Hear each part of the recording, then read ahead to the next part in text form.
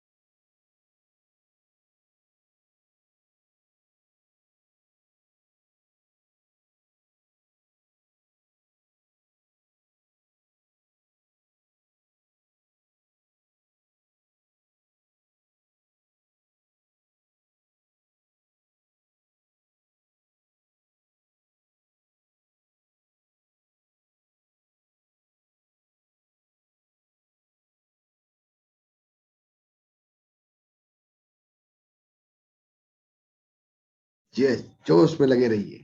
आइए तो बेटा, चलिए आइए जल्दी से फटाफट देखते हैं डिग्री ऑफ फ्रीडम। और डिग्री ऑफ फ्रीडम में जो बात बताने जा रहे हैं कि मोशन ऑफ गैस हमारी जो है वो हमारी किस किस तरह से। तो हमारी जो गैस होती है बेटा ना, वो हमारी जब हाँ, कम हो जाती है सही बात है। आइए बेटा, हम लोग बात करते हैं मोशन ऑफ गैस मॉलिक्यूल की। तो मोशन ऑफ गैस मॉलिक्यूल जो होते हैं वो हमारे किसी भी गैस में हम लोग पढ़ते हैं कि कुछ पढ़ा देते हैं लोग, ब्राउनियन मूवमेंट होता है ना। ये हम लोगों ने, ये मैंने आपके लिए एक स्पेशल पीपीटी तैयार किया है ना, कि ब्राउनियन मूवमेंट नहीं होता है बेटा, ये गलत हो जाएगी कहानी। ये कहानी गलत हो जाएगी, ब्राउनियन मूवमेंट हो जाएगा। ये कहानी बिल्कुल गलत हो जाएगी बेटा, ब्राउनियन मूवमेंट वाली कहानी बिल्कुल गलत हो जाएगी। और ये कहानी बिल्कुल गलत हो जाएगी बेटा। तो मैं ये चाह रहा हूं कि आप फटाफट फटाफट देखिए जल्दी से, कि ये पहली वाली स्लाइड अच्छे से देख लीजिए। करेक्ट मेथड ये है कि हम मॉलिक्यूल का रैंडम मोशन करते हैं। रैंडम मोशन होता है और रैंडम मोशन इसी तरह से बनाते हैं। पूरा जल्दी से देख लीजिए, रैंडम मोशन हम इसी तरह से करते हैं। हाँ भैया, अरे एक होगा, है ना।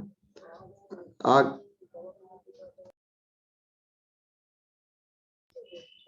देख लो, 100 रुपए दिए हैं, 10 10 रुपए में, है ना। 5 आ रहे हैं, दे दो है ना।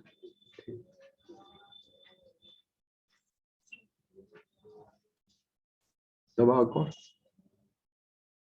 ये भी दवा चाहिए, 1 मिनट बेटा हो।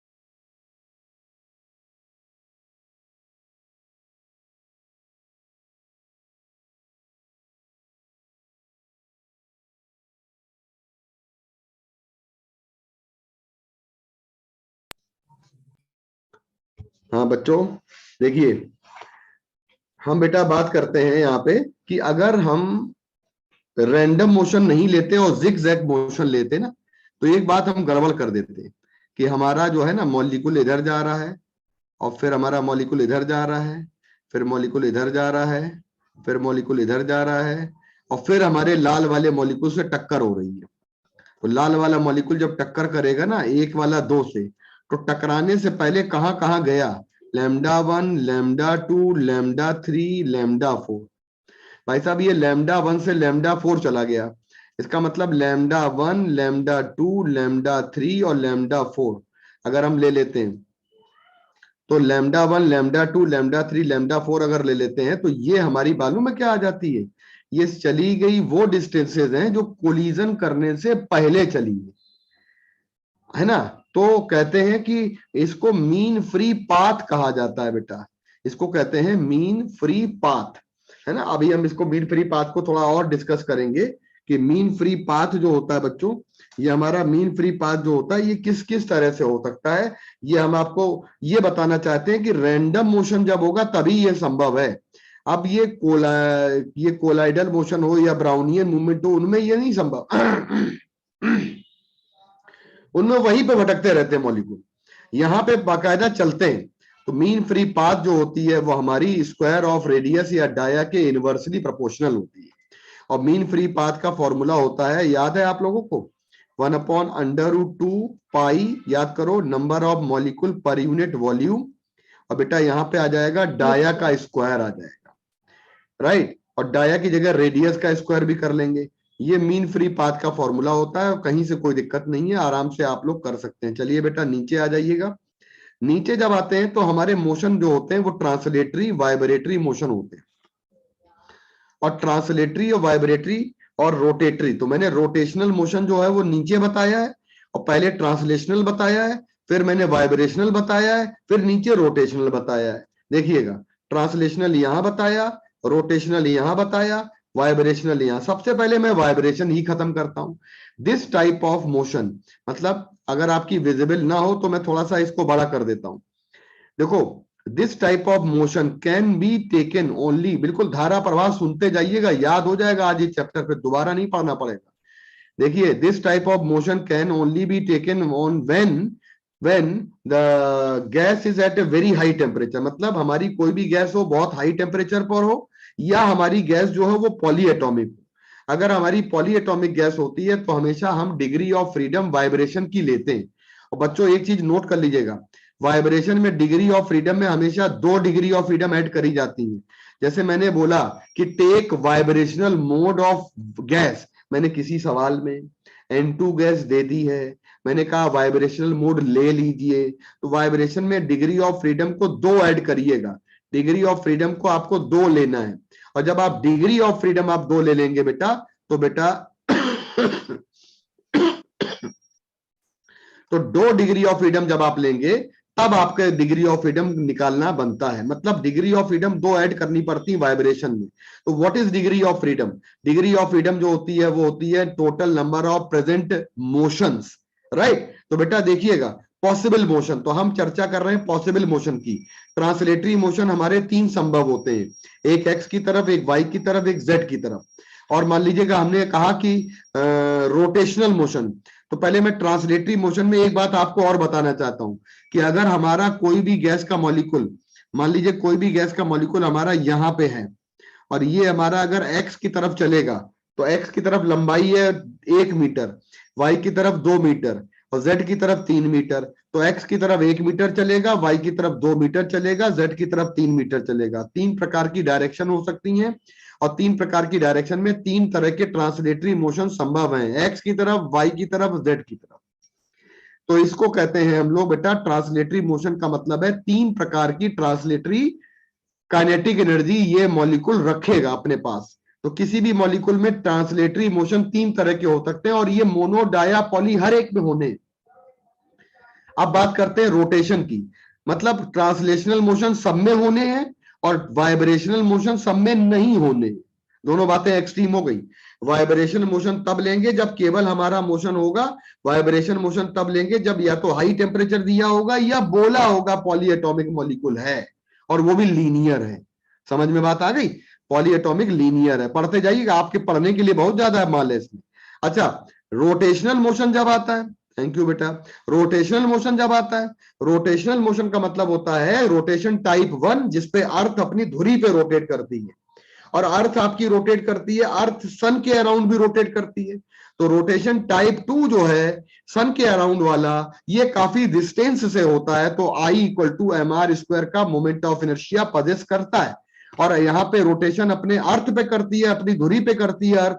तो इस तरह का रोटेशन में एक्सिस ऑफ रोटेशन बॉडी के अंदर से पास करती है। जब एक्सिस ऑफ रोटेशन बॉडी के अंदर से पास करेगी, मॉलिक्यूल के अंदर से पास करेगी, ICM 0 हो जाएगा, यानी सेंटर ऑफ मास पे R की वैल्यू 0 हो जाएगी। बच्चों हम लोग यहाँ पे आ जाते हैं, चलिए बेटा ध्यान से सुनिएगा।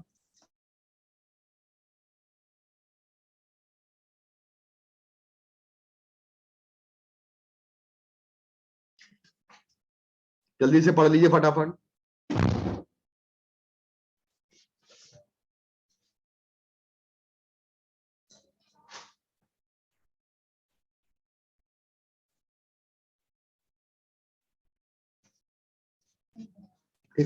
देखिए डेट लिख, आइबुप्रोफेन उसमें देखा होगा आइबुप्रोफेन।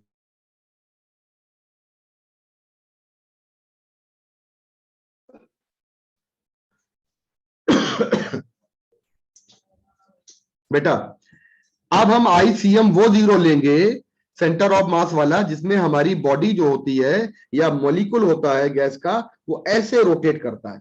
एक मिनट बलून देना। मॉलिक्यूल हमारा जो होता है वो ऐसे रोटेट करता है अपनी ही एक्सिस पे।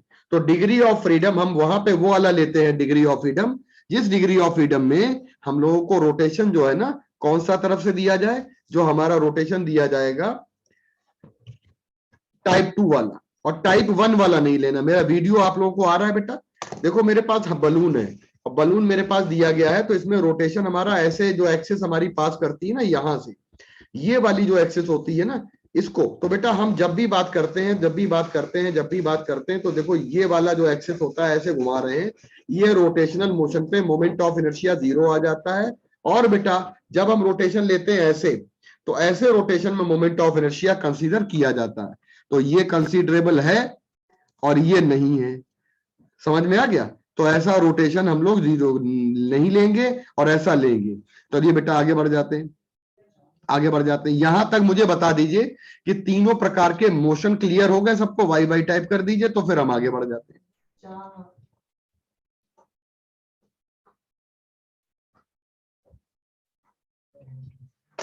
सर एक बार वाइब्रेशनल बता दीजिएगा, वो नेटवर्क कनेक्शन एक बार कौन सा बताते हैं?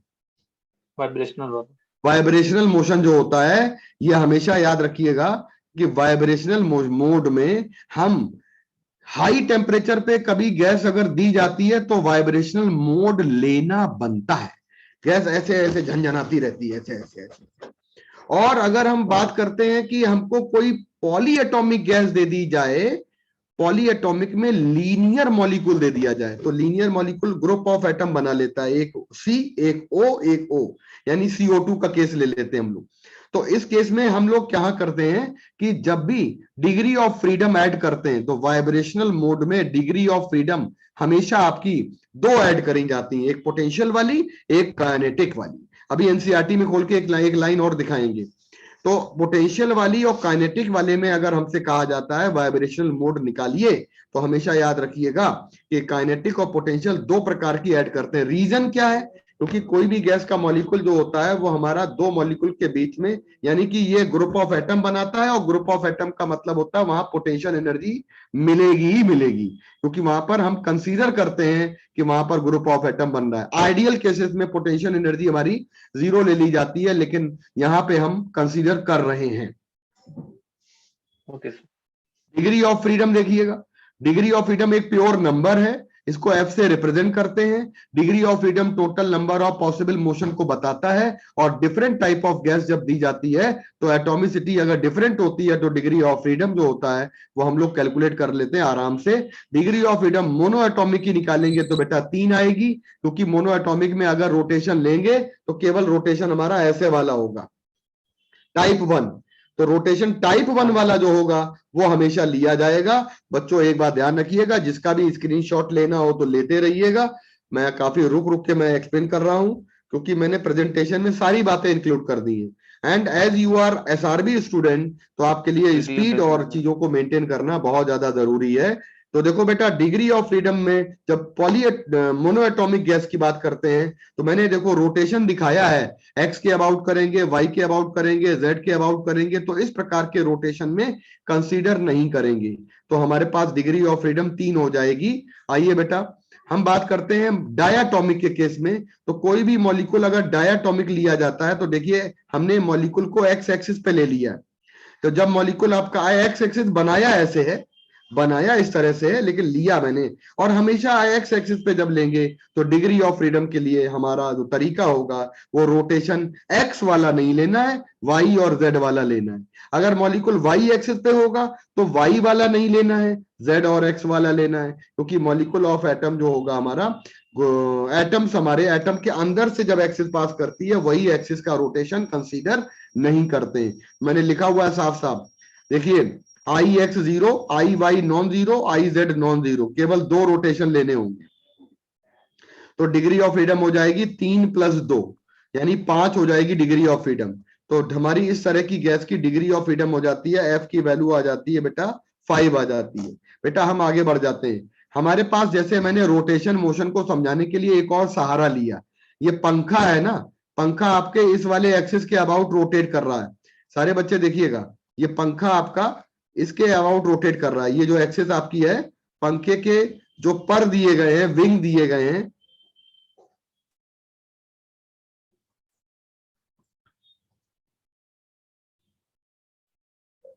ये वाली जो एक्सिस होती है, तो जब इस एक्सिस के अबाउट रोटेट करता है तो हम हमेशा याद रखते हैं कि टाइप 1 रोटेशन होता है, और टाइप 2 रोटेशन जो होता है वो हमेशा ऐसा होता है बेटा। देखिएगा टाइप 2 रोटेशन ऐसा होता है, पंखा पूरा रोटेट करता है, टेबल फैन, तो ऐसा रोटेशन जो होता है वो कंसिडरेबल है, टाइप 1 वाला कंसिडरेबल नहीं है। ठीक, आइए डिग्री ऑफ फ्रीडम आते हैं नॉन लीनियर पॉलीएटॉमिक ट्रायटॉमिक में। जब ट्रायटॉमिक में आता है डिग्री ऑफ फ्रीडम में, तो हमेशा एक बात याद रखिएगा कि 3 एटम लेंगे तो 3 एटम में प्रत्येक एटम एक एक एक्सिस पे ले लेंगे। एटम 1 पहले एक्सिस एक्स पे, एटम 2 वाई पे, एटम 3 जेड पे। एटम है तो एटम का मास होगा, और मॉलिक्यूल का मोमेंट ऑफ इनर्शिया क्या होगा, सभी एटम का मोमेंट ऑफ इनर्शिया निकाल के ऐड कर लेंगे। तो मॉलिक्यूल का मोमेंट ऑफ इनर्शिया निकाला और हमने ऐड कर दिया। तो बेटा बताओ तीनों एटम का मोमेंट ऑफ इनर्शिया निकल आएगा? बताओ आइए, mr1 square, mr2 square, mr3 square. क्यों? क्योंकि हम लोग यहाँ पे बात करते हैं पूरे के पूरे मॉलिक्यूल का मोमेंट ऑफ इनर्शिया। अगर हम एक्सिस ऑफ रोटेशन बीच से ले जाते, अगर हमारी एक्सिस ऑफ रोटेशन किसी एक्सिस से जाती है तो प्रत्येक मॉलिक्यूल का मोमेंट ऑफ इनर्शिया 1 0 हो जाएगा एटम का, लेकिन मॉलिक्यूल का नहीं 0 होगा।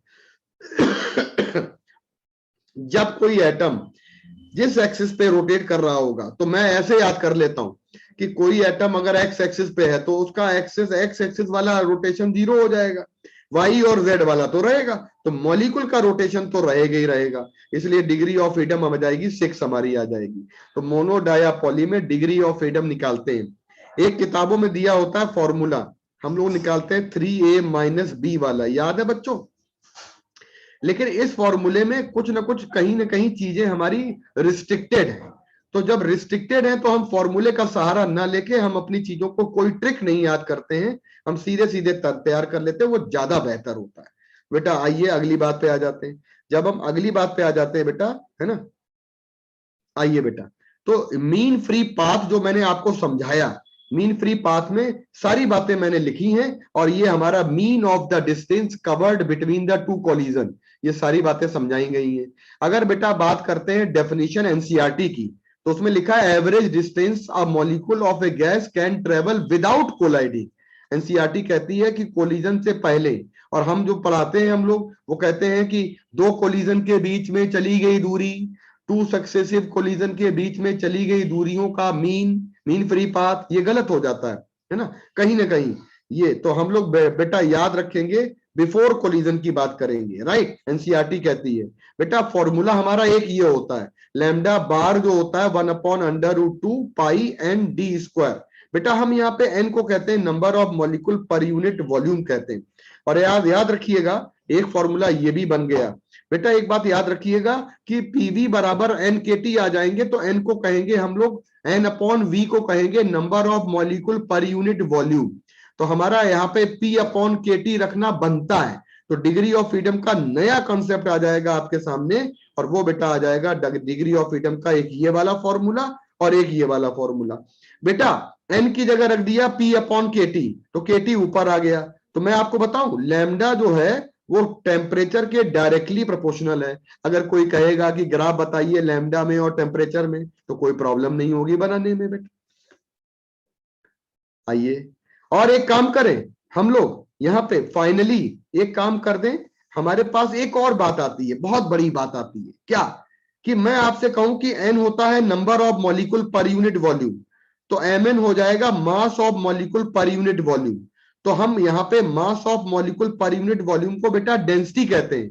तो हम ना क्यों ना कि यहाँ पे लैम्डा इक्वल टू 1/√2 पाई, एक चीज करके दिखा रहे हैं, और ये आ जाएगा डी स्क्वायर। तो हम एक काम करते हैं, ऊपर भी मल्टीप्लाई एम का कर दें, नीचे भी मल्टीप्लाई एम का कर दें, तो ये एम एन क्या बन जाएगा मेरे भाई, एम एन बन जाएगा डेंसिटी। देखो डेंसिटी आ गया और ऊपर आ गया मास आ गया। तो हमारे दो फॉर्मूले हो गए यहाँ पे, एक तो हमारा मीन फ्री पाथ जो होता है वो आपका डेंसिटी के इनवर्स होता है, और दूसरा होता है मीन फ्री पाथ हमारा मास के डायरेक्टली प्रोपोर्शनल होता है बच्चों। तो किसी को अगर स्लाइड लेनी हो तो स्क्रीनशॉट ले सकते हैं।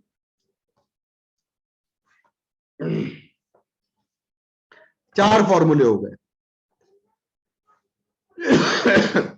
पहला फॉर्मूला हो गया, ये नीट में आ चुका है, ये नीट में आ चुका है, लेकिन इसकी अब बारी है और इसकी अब बारी है। चार फॉर्मूले आपके हो गए। अब की बारी किसकी है, इसकी बारी है। तो चार फॉर्मूले आपके मीन फ्री पाथ के आपके सामने मैंने लिखे हुए हैं। अब मुझे बता दीजिए कोई बच्चा कि यहां तक की हमारी स्पीड कैसी है, ये बता दीजिए तो हम आगे बढ़ जाए। आप प्राइवेट चैट कर सकते हैं, आप पर्सनल कर सकते हैं, सामाजिक कर सकते हैं।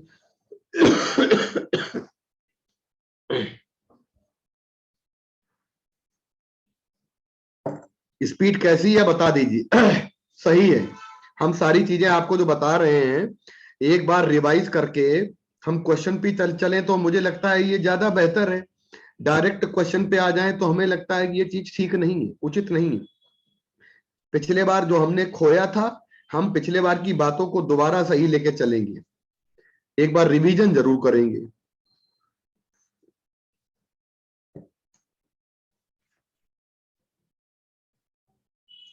आवाज नहीं आ रही है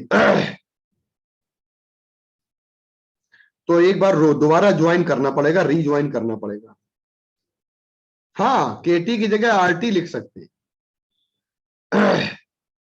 है ना।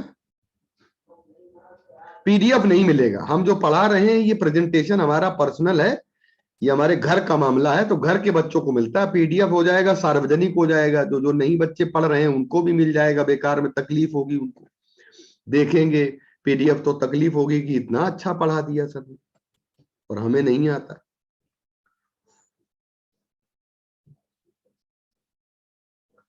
पीडीएफ बेटा नहीं मिलेगा, है ना।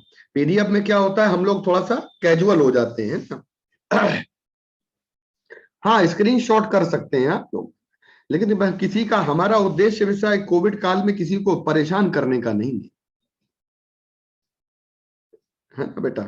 तो पीडीएफ, और जितना मालूम है पीडीएफ नहीं मिलेगा तो आप आंख चौकन्ने होके बैठोगे एकदम, ऐसे रीढ़ की हड्डी जैसे हम सतर करे बैठे हैं, रीढ़ की हड्डी एकदम, तब आप बैठेंगे। एसआरबी वाले ग्रुप में भेजेंगे ना बेटा। एसआरबी ग्रुप में जो बच्चे हमारे बहुत से हैं जो नहीं पढ़ना चाहते हैं बेचारे, केवल सवाल लगाना चाहते हैं, उनको क्यों परेशान करोगे, क्यों दुखी करोगे। मुझे ये डाउट है कि मैं मीन फ्री पाथ तो distance between two successive collision होता है, फिर कोलिजन कैसे है, बिटवीन टू सक्सेसिव कोलिजन है। तो मैं वही तो कह रहा हूं, बिटवीन टू सक्सेसिव कोलिजन होता है, कोलिजन होने के पहले की बात कह रहा हूं। इसका मतलब कहीं ना कहीं कोलिजन मीन फ्री पाथ में कहीं ना कहीं कोलिजन हमारा है नहीं।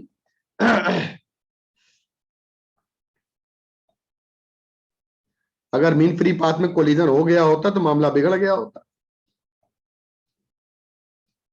ये देखिए mean free path, mean free path बेटा देखिए, एनसीईआरटी कहती है, अभी हम पहले पढ़ा लें फिर एनसीईआरटी को चमका देंगे। ये देखिए एनसीईआरटी कहती है,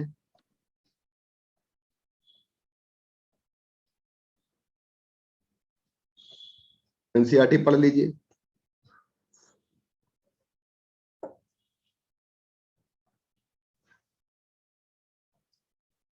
बिटवीन दिया गया है, विदाउट कोलाइडिंग लिखा है कि नहीं लिखा, can travel without colliding is called.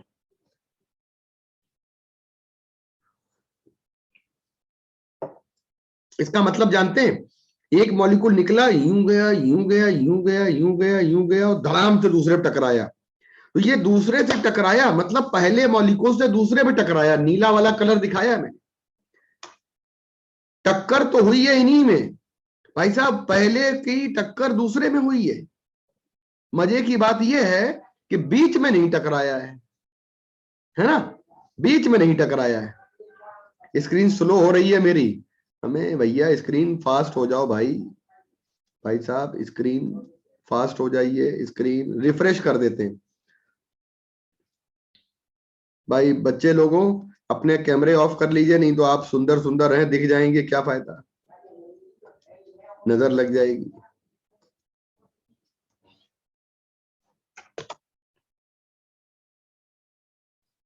Sir मैं अभी भी कंफ्यूज हूं। सीमा, सीमा नाम है, सीमा यादव के एनसीईआरटी में लिखा है विदाउट कोलिजन, तो मैं ये क्यों नहीं कह रहे हैं कि बिटवीन टू सक्सेसिव कोलिजन, है ना। अरे मैं कह तो रहा हूं बेटा, एनसीईआरटी की ये डेफिनेशन और हम जो पढ़ाते हैं हम लोग जो डेफिनेशन, दोनों को बातों को मैंने क्लियर समझा दिया है। देखो समझो बात को, याद समझो, दोनों बातें सेम है। एनसीईआरटी ये कहती है कि, एनसीईआरटी ये काले वाले देखना, एनसीईआरटी ये कहती है कि काले वाले मॉलिक्यूल से टकराना मना है, काले वाले से टकराना मना है। ये वाला मॉलिक्यूल नीला वाला काले से नहीं टकराएगा, सीधे नीला नीले से टकराएगा। तो कोलिजन नहीं होना चाहिए, बिटवीन टू कोलिजन। मतलब बातों को समझिए गहराई से, गागर में सागर भरा है, कोलिजन हो रहा है पहले का दूसरे से, कोलिजन हो रहा है पहले का दूसरे से। लेकिन बात यहां पे एनसीईआरटी कहती है, अपनी बात स्टाइल से कहती है, अपनी स्टाइल अलग है एनसीईआरटी की, लेकिन रास्ते में कोलिजन नहीं होना चाहिए। तो सीमा यादव बता दीजिए बेटा, अगर बिटवीन 1 और 2 बोलेंगे तो 1 और 2 मॉलिक्यूल के बिटवीन चली गई दूरियां λ1 λ2 λ3 आ गया। अरे वाह, समझा लिया भाई साहब, बहुत बड़ी बात है बेटा, बहुत बहुत बड़ी चीज। देखिए बेटा, तो अब आप आ जाइएगा बेटा, यहाँ पे आ जाइएगा और यहाँ पे आ जाइएगा, अगले वाले पे। ब्लैक वाली स्क्रीन आ रही है? अब मुझे बता दीजिए, ब्लैक वाली स्क्रीन आ रही है बच्चों? ब्लैक वाली आ रही? अब ब्लैक वाली स्क्रीन में देखिएगा, पहला ग्राफ, मोस्ट एक्सपेक्टेड ग्राफ, जो कभी ना आया वो आ सकता है ग्राफ। ये देखिएगा, ब्लैक वाली स्क्रीन में पहला ग्राफ है डेंसिटी और मीन फ्री पाथ में ग्राफ। मीन फ्री पाथ में बार लगा देते हैं, तो डेंसिटी और मीन फ्री पाथ में ग्राफ, और डेंसिटी और टेम्परेचर का ग्राफ, और डेंसिटी और प्रेशर का ग्राफ, और डेंसिटी और मास का ग्राफ। देखो बेटा, हम लोग जानते हैं कि मीन फ्री पाथ डेंसिटी के इनवर्स होता है।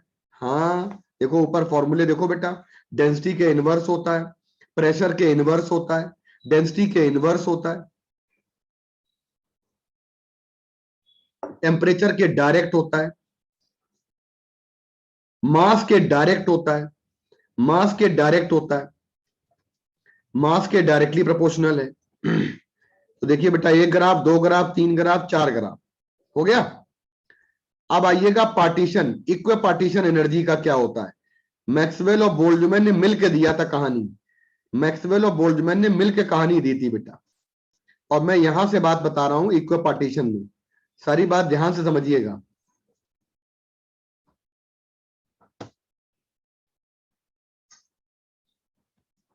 मैक्सवेल और बोल्ट्जमैन ने कहा था कि अगर हम किसी भी गैस के मॉलिक्यूल में एनर्जी बोलते हैं, तो किसी भी गैस के मॉलिक्यूल में एनर्जी बोलते हैं 3/2 kT, तो मैक्सवेल कहते हैं कि ये ट्रांसलेशनल काइनेटिक एनर्जी होती है, और ट्रांसलेशनल डिग्री ऑफ फ्रीडम होते हैं 3।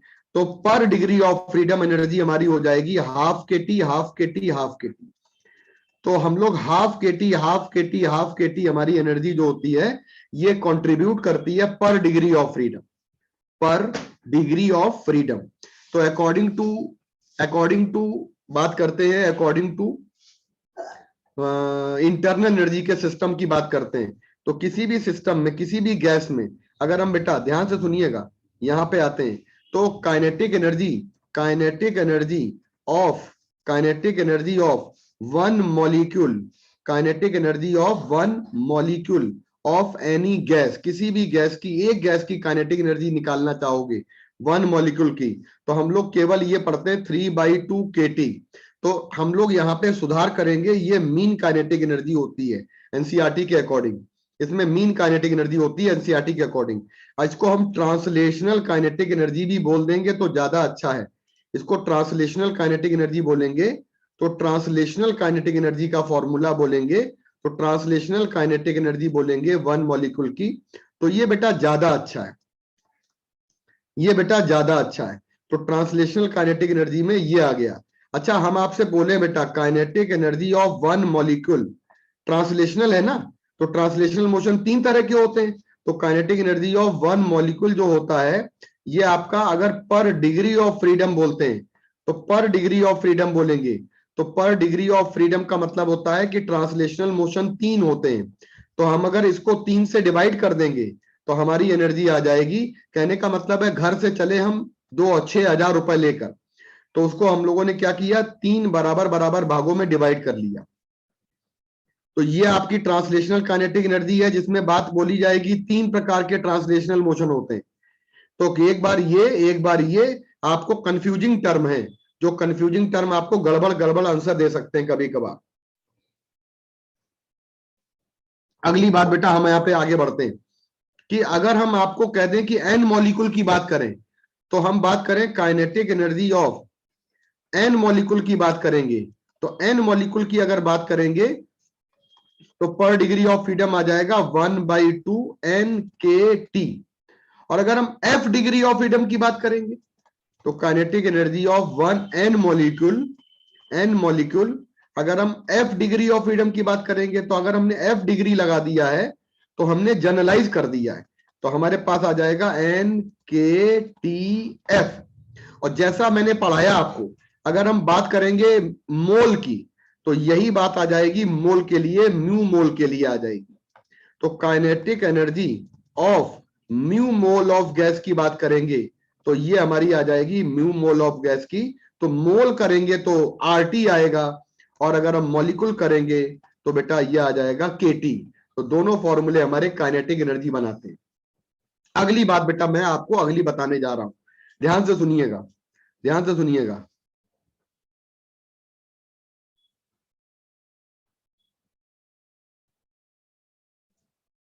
आइए बेटा, अब अगर आपसे क्वेश्चन पूछा जाता है,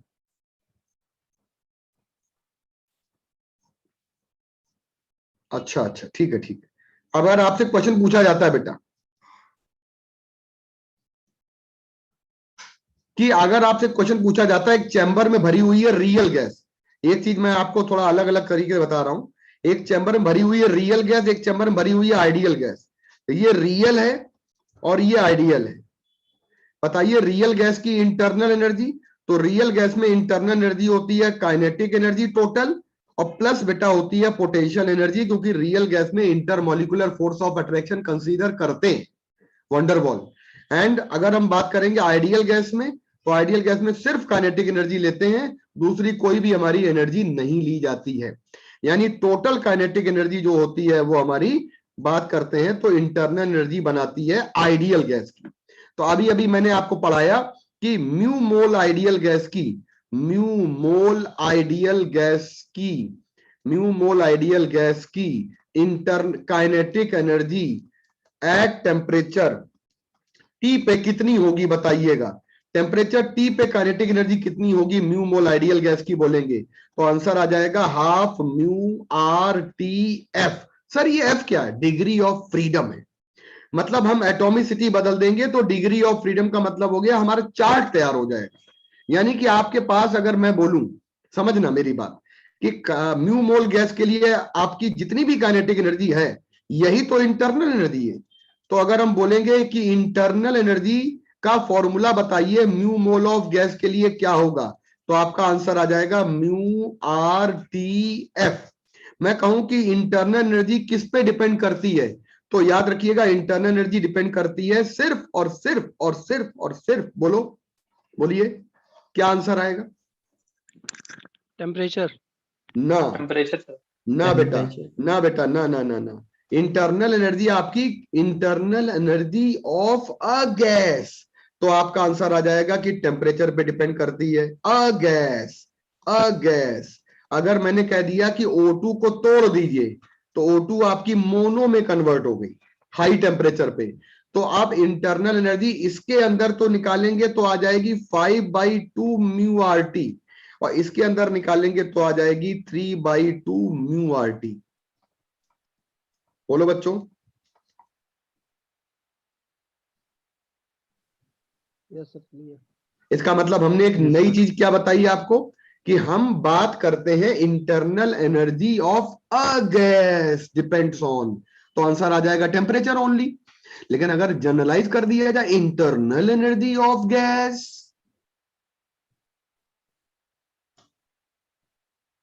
आंसर बोलिए। Temperature and atomicity. यस, दो आंसर आएंगे। एटॉमिसिटी को इग्नोर कैसे कर देंगे, एटॉमिसिटी को जिसने किया इग्नोर मामला गड़बड़ हो जाएगा, क्योंकि आपको वहां पे ये बात बिल्कुल क्लियरली कभी कभी कह देंगे कि हाई टेम्परेचर पे O2 को तोड़ दिया गया, ये बोले तोड़ने ही नहीं बोलेंगे, हाई टेम्परेचर पे कर दिया गया, एटॉमिसिटी बदल जाएगी। इसका मतलब आप समझ लीजिए कि यहाँ पे कुल हमारी इंटरनल एनर्जी इतनी है और इनको इनको जोड़ लेंगे इंटरनल एनर्जी दूसरी हो जाएगी। इसका मतलब आप हमारे क्वेश्चन कभी गलत नहीं होने चाहिए, इंटरनल एनर्जी का ये फॉर्मूला सामान्य बच्चों के लिए है, असामान्य बच्चों के लिए नहीं है, मतलब रैंकर बच्चों के लिए नहीं है। रैंकर वाले बच्चे तोड़ना सीखेंगे। और देखिए मैंने क्वेश्चन बनाया है, नीचे देखिएगा लिखा है internal energy of any gas, यानी गैस को वो हाईलाइट करना चाहते हैं, वो कहना चाहते हैं कि gas O2 gas, N2 gas, helium, तो केवल आंसर लगाएंगे टेम्परेचर। वो कहना चाहते हैं internal energy of gases depend on. तो आज की क्लास का इंटरनल एनर्जी का सबसे कंसेप्ट आपके दिमाग में ये बात होना चाहिए। तो बेटा ये बात समझ गए सारे बच्चे, आगे बढ़ जाएं, स्लाइड पढ़ते जाइए, मैक्सिमम आंखों से पढ़िए, मैं 1 मिनट विराम ले रहा हूं।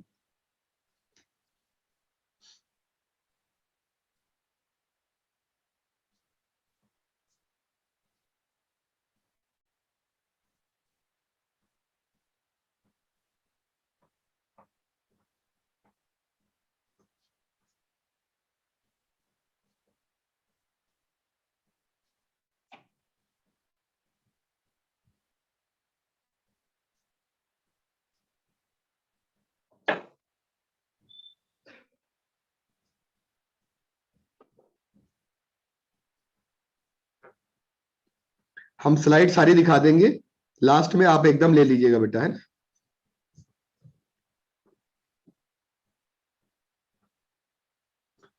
सर ऊपर कर दीजिए। अच्छा बेटा ये देखिएगा, इधर देखिएगा। अब हमारा एक क्वेश्चन ये है, मैंने कहा कि किसी चैम्बर में 10 मोल O2 है और 6 मोल हीलियम है और टेम्परेचर T है, तो 10 मोल O2 की हो जाएगी internal energy 1/2 mu RT F में, म्यू करोगे 10 मोल, F करोगे 5, और यहाँ पे हीलियम में 1/2 RT F में म्यू करोगे 6 और F करोगे 3।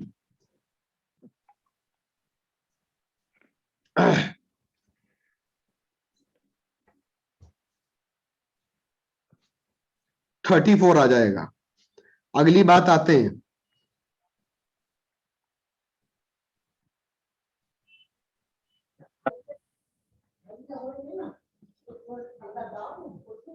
internal energy of gas filled in chamber containing 2 mole oxygen 4 mole argon temperature T।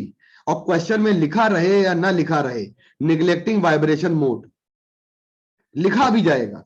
NEET 2017 में सवाल आया है, लिखा भी जाएगा, ये लिखा भी जाएगा कि निगलेक्टिंग वाइब्रेशन मोड। न लिखा हो तो क्या करें, अरे न लिखा हो तो नहीं लेना है, लिखा हो तो क्या करें, लिखा हो तो तब भी नहीं लेना है, कह रहा है। और कह दिया जाए ले लीजिए तो वाइब्रेशन 2 लेंगे। आइए बेटा, तो हमारे पास क्या आ जाएगा, हाफ O2 की आ जाएगी, आर्गन की आ जाएगी, 11 RT आंसर आ गया। अब नीचे मैंने आपको 4 लाइन के स्टेटमेंट दिए हैं, जरा मुझे बताइएगा कि इंटरनल एनर्जी म्यू मोल गैस की जो है, ये हमारी U जो है ये हाफ म्यू RT F होता है, तो चेंज इन निकालेंगे तो हमारी आ जाएगी बेटा डेल्टा T, और N मॉलिक्यूल की निकालेंगे तो NKT आ जाएगा।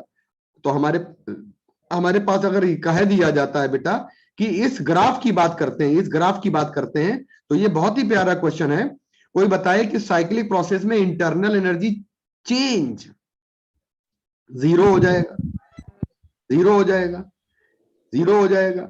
लेकिन कोई हमसे पूछे कि जरा ये बताइएगा कि U B पे ज्यादा है कि U कहां ज्यादा है, तो अगर हमसे कहा जाए कि A वाले पॉइंट, समझना मेरी बात, ध्यान समझना मेरी बात, क्योंकि ये हमारा टेम्परेचर को नहीं व्यक्त कर रहा है, तो हम कभी भी नहीं निकाल पाएंगे अलग अलग जगह पे, अलग अलग जगह पे नहीं निकाल पाएंगे बेटा, समझना, हम अलग अलग जगह पे नहीं निकाल पाएंगे। एक क्वेश्चन हमको दिया जाता है ये वाला, ये दिया जाता है, हमसे कह दिया जाता है कि पीटी ग्राफ में बताइएगा कौन सा रिलेशन सही है। पीटी ग्राफ है, तो पीटी ग्राफ में हमें टेम्परेचर दिखा रहा है, और टेम्परेचर जहां ज्यादा होगा वहां इंटरनल एनर्जी ज्यादा होगी।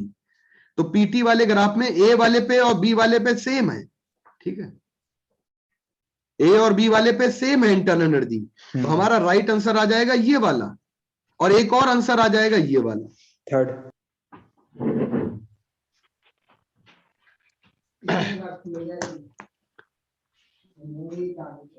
ऊपर आ जाइएगा। साइक्लिक प्रोसेस मैंने ये भी दिखाया, ये भी दिखाया, internal energy change cyclic process में 0 हो जाती है।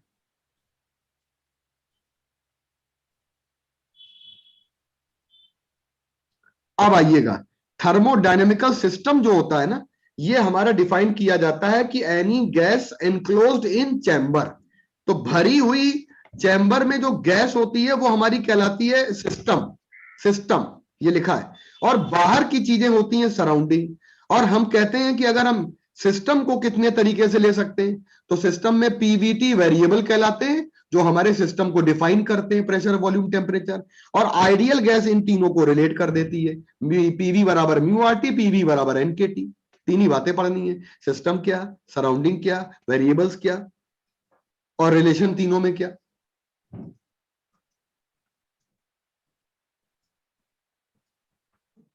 आप कोई नया टीचर हो तो पढ़ाता रहे, आपको घंटों पढ़ाता रहे। आइए बेटा, 3 तरह के थर्मोडायनेमिक सिस्टम हो गए, एक हो गया ओपन, एक हो गया क्लोज्ड, एक हो गया आइसोलेटेड। आइसोलेटेड, ओपन, ओपन में सब कुछ बदल सकता है, मतलब पानी रखा है गिलास में, ओपन में everything mass and heat exchangeable है, और क्लोज्ड में मास एक्सचेंजेबल नहीं है, हीट एक्सचेंजेबल है। पानी भरा है, पानी प्लास्टिक की बोतल में भरा है, और आइसोलेटेड सिस्टम में पानी भरा है मिल्टन की बोतल में। तो हम थोड़ी देर के लिए मान लेंगे कि ये हमारा हीट भी एक्सचेंज नहीं कर रहा है, लेकिन ऐसा होता नहीं है। मिल्टन की बोतल में पानी भरा होता है, पानी तो एक्सचेंज नहीं होता है, लेकिन बाद में बेटा हमारा क्या एक्सचेंज हो जाता है, हीट एक्सचेंज हो जाती है। इसका मतलब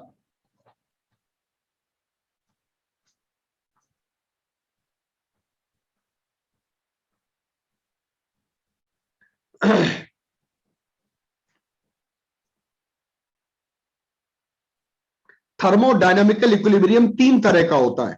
when a gas in thermodynamical equilibrium, तो कोई भी गैस थर्मोडायनामिकल इक्विलिब्रियम में तब आ जाती है बेटा, हाँ नथिंग इज आइडियल, और कोई भी गैस आपकी थर्मोडायनामिकल इक्विलिब्रियम में तब आ जाती है जब हम बात करते हैं, कोई भी गैस हमारी थर्मोडायनामिकल इक्विलिब्रियम में तब आ जाती है जब हम बेटा यहां पे बात करते हैं, जब हम यहां पे बात करते हैं कि अगर अगर अगर बोला जाए आपसे कि कोई भी गैस थर्मोडायनामिकल इक्विलिब्रियम में तब आ जाती है जब हम बेटा बात करते हैं कि मैकेनिकल इक्विलिब्रियम हो, थर्मल इक्विलिब्रियम हो और केमिकल इक्विलिब्रियम।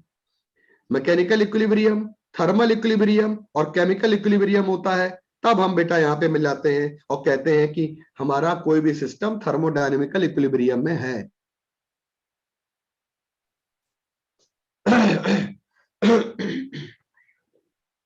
वर्क की डेफिनेशन, वर्क में हमने आपको बहुत सी चीजें हैं पहले भी बताई थी।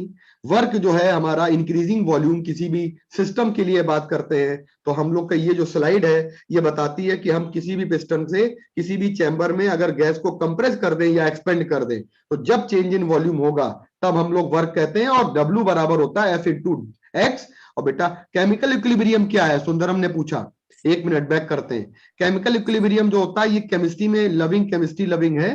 केमिकल इक्विलिब्रियम में कोई भी गैसेस हमारी जो होती हैं, केमिकल इक्विलिब्रियम में कोई भी गैसेस हमारी जो होती है ना, वो अगर हमारी केमिकल इक्विलिब्रियम में मानी जाती हैं तो रिएक्टेंट और प्रोडक्ट जो होते हैं, ये हमेशा याद रखिएगा, रिएक्टेंट एंड प्रोडक्ट ये हमारे क्या होने चाहिए, इक्विलिब्रियम में। यानी जिस रेट से रिएक्टेंट्स मिलकर प्रोडक्ट दे रहे होते हैं उसी रेट से प्रोडक्ट आपके ब्रेक करके रिएक्टेंट दे रहे होते हैं।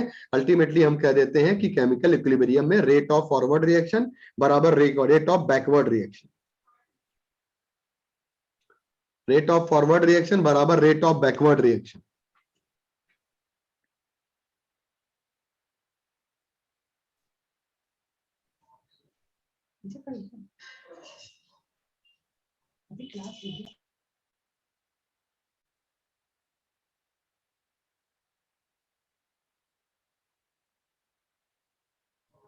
नीचे की कहां पार्क किया?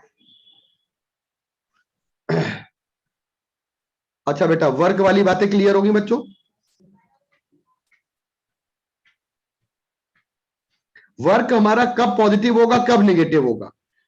वर्क हमारा एक्सपेंशन में पॉजिटिव और कंप्रेशन में नेगेटिव।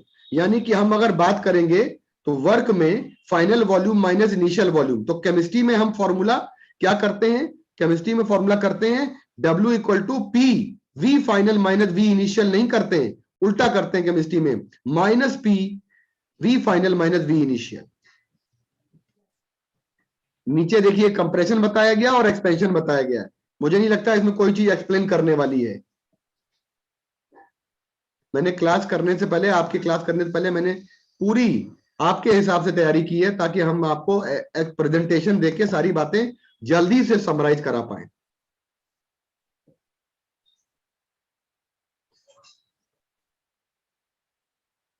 और याद रखिएगा बेटा, अगर हमसे बात करते हैं वर्क डन, W जो होता है हमारा P डेल्टा V, और W जो होता है वो हमारा P डेल्टा V, यानी कि PV equal to mu RT होता है बच्चों। तो एक बात याद रखिएगा, PV equal to mu RT जो होता है P डेल्टा V म्यू R डेल्टा T भी कह सकते हैं। यानी कि वर्क डन के फॉर्मूला सिर्फ P डेल्टा V नहीं है, कांस्टेंट प्रेशर पे अगर हम टेम्परेचर बदल दें तो चार्ल्स लॉ के हिसाब से वॉल्यूम बदल जाता है।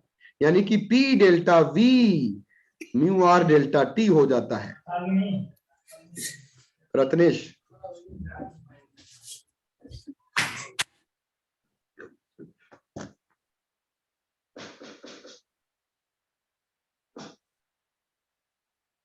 क्वेश्चन ये वाला आराम से कर लोगे, कोई दिक्कत नहीं, सिंपल सा क्वेश्चन है।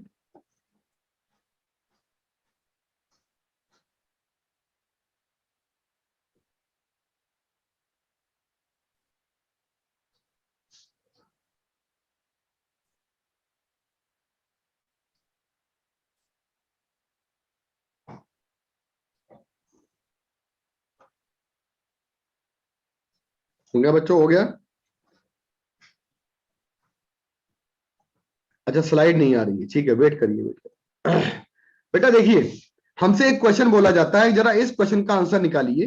कहता है कि 10 मोल गैस को हम ऐसे गर्म करते हैं कि वॉल्यूम और टेम्परेचर का जो ग्राफ दिया है, इसमें ए से लेकर बी, ए से लेकर बी जाते हैं। बेटा यहां पे हमारा वीटी ग्राफ तो दिया है, कुछ बच्चे फटाफट म्यू आर डेल्टा टी लगा डाले को, आधी जनता म्यू आर डेल्टा टी लगा डाले। सर आपने बताया था म्यू आर डेल्टा टी लगाने पे आनंद आ जाएगा, गलत है।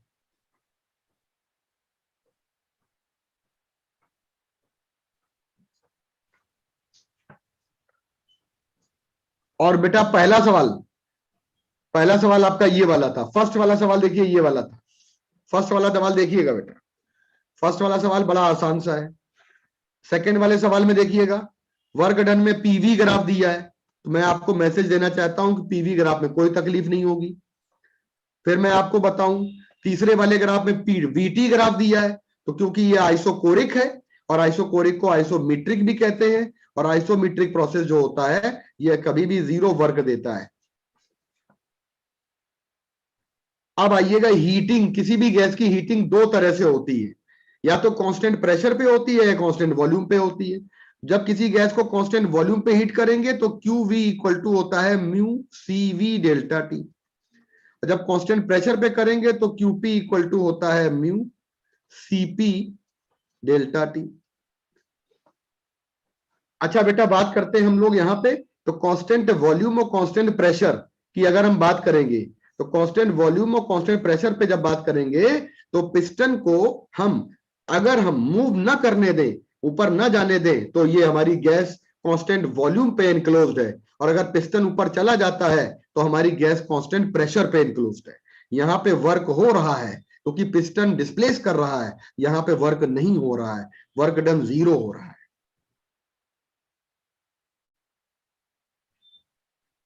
मोलर स्पेसिफिक हीट कैपेसिटी होती है कैपिटल C। तो अगर कोई बच्चा भूल रहा है तो मैं बता दूं कि Q बराबर MC डेल्टा टी में आपकी ग्राम स्पेसिफिक हीट आती है, ये वाली ग्राम, और Q बराबर म्यू C डेल्टा टी में आपकी मोलर आती है। ग्राम वाली भी होती है दो तरह की, चाहे हम CPCV कह दें, ग्राम वाली भी, और मोलर वाली भी आपकी दो तरह की होती है। सर दोनों में अंतर क्या है? अरे एक छोटी है, एक बड़ी है। ग्राम वाली 1 ग्राम के लिए, मोलर वाली बड़ी है M ग्राम के लिए। तो कोई रिलेशन निकाले तो मोलर में और ग्राम में रिलेशन ये वाला आ गया। किसी भी गैस की स्पेसिफिक हीट कैपेसिटी का मोलर और ग्राम में रिलेशन है। मोलर की स्पेसिफिक हीट बराबर M इंटू ग्राम की स्पेसिफिक हीट।